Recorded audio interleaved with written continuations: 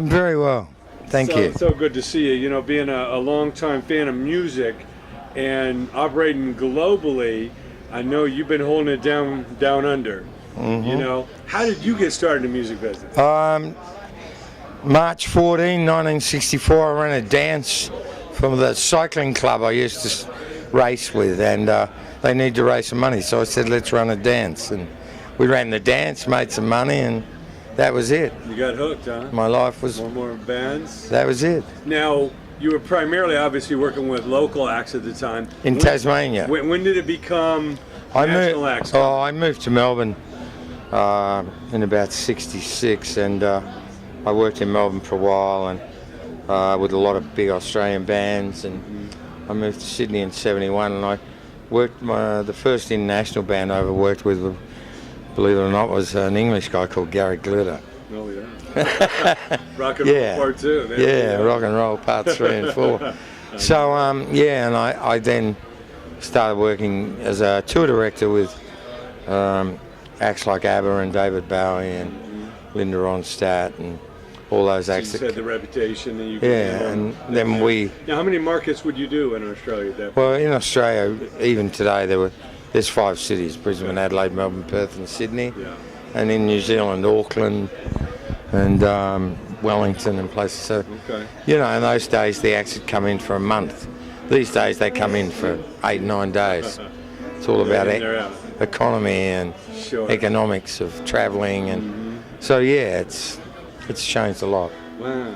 Now, obviously, we've seen the rise of so many great, you know, Australian bands that have hit our shore and gone global with AC/DC and INXS and Midnight Oil and all that. Gaudier and now Lord. Yeah, I mean, it goes on and on. Yeah. What was it always the dream of the artist to get out? Yeah, well, you know, America and England. When Michael Ginninsky and I started in this business, you know, we had a list of things we wanted to achieve, and the only one I haven't achieved is to have a #1 record in America. And I think with this current crop of young acts that we're looking after, we've got a pretty good shot. You know, we've got Lime Cordial out on our own label. We've got the Griswolds with Wind Up Records out in New York. They just finished their album in LA. We've got this band from Brisbane called Shepherd, who've been here 3 or 4 times. We've just done a big deal with them. They were the biggest indie band in Australia last year, double platinum, 4th most played band on radio. They've got quite a fan following in Portland, New York, LA. So we've got a lot going on. I mean, this northern summer, we've got 3 young Aussie bands with product working England, Europe and the US, so it's pretty exciting. Now, what was the first act that came from Australia that went global that you were involved in? I managed the Church, who had a monster hit called Under the Milky Way at Night. Sure. I actually... Came out on Arista here, right? Yeah, I actually resigned as their manager 6 weeks before it became a hit. That was fucking well judged. Sure. And I did all the AC/DC shows back in the 70s when they first started. It must have been exciting to see. Well, I was very proud when we brought them home 3 years ago, and they played 2.5 years ago. They played to 750,000 people in a country of 22 million.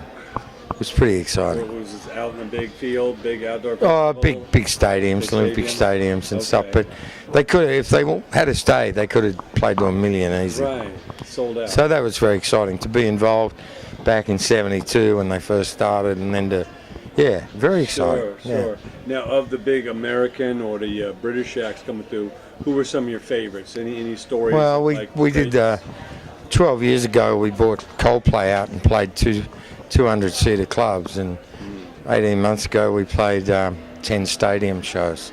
So that's pretty exciting. I've worked with Bob Dylan since '86. Worked with Elton John for 35 years. John Mayer, we brought him in a few years ago and played small rooms, and he's back next month playing 10,000 seaters. So we really enjoy our Radiohead was the same. Robbie Williams, we just sold 100,000 tickets for September this year. It's all about finding, getting involved with little bands and helping them become big bands. That's what we do. Some promotions in LA when U2 came through, and the first show was for 600 people, which is now a church in Reseda. but the second show they played for 12 people in Anaheim. They later, of course, broke the record at Anaheim Stadium and the Rose Bowl and all that. But 12 people. Within a year and a half, they stole the show at the US Festival. And well, that's what happens. I mean, I toured the Police and Sting for many, many years, and you know, one of the great clubs to the stadiums. Well, one of the great stories was turning up in Boston one night in the middle of the fucking snowstorm and playing to 12 people and really having a great time and getting them 12 people really involved. And one of the 12 people happened to be one of the most powerful program managers on the Eastern Seaboard. And 2 weeks later, Roxanne was on every radio station on the East Coast of America. Who's in the crowd. Well, that's it. And I tell these kids all the time, it doesn't matter if there's 10 or 10,000. Well, that's it. Bono and Edge played to those 12 like that's there were what it's all about. 300,000 there. That's what it's all about. You're there. Why not give it your all?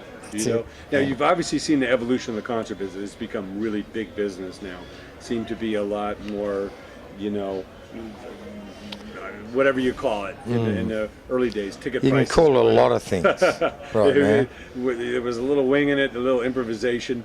Bands were probably lucky to make a profit on some tours. Now it just seems like the biggest acts are just killing it with the merchandising and the ticket Yeah, prices. they make a lot of money out of merch. I mean, some of the guarantees and some of the fees that are being paid to some of these acts are fucking out of control. Yeah. And the ticket prices are a major problem. Yeah. And this secondary ticketing stuff is bullshit. And Yeah, it's out of control. it's not pretty, but Yeah. I mean, it's we do it a little differently in Australia. Yeah, that's great. Now, you've kept your love for the music. You got the new label out in America. You're bullish on breaking new artists. What keeps you inspired?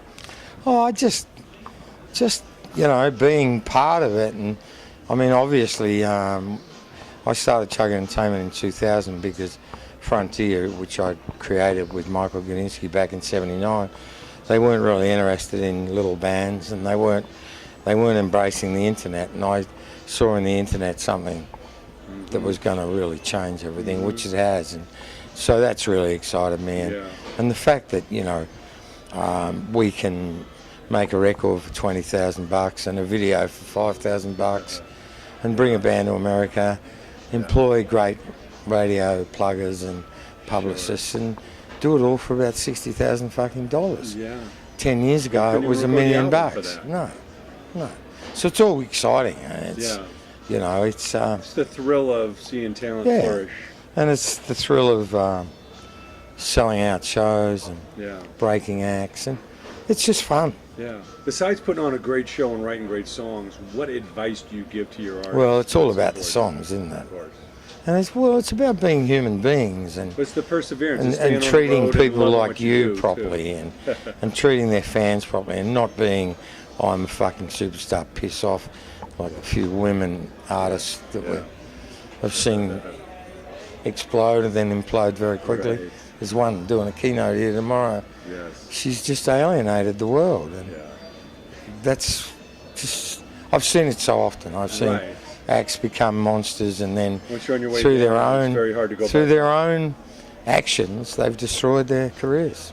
So I'm very aware of that. So stay humble, stay hungry. Well, you just got to be a human being.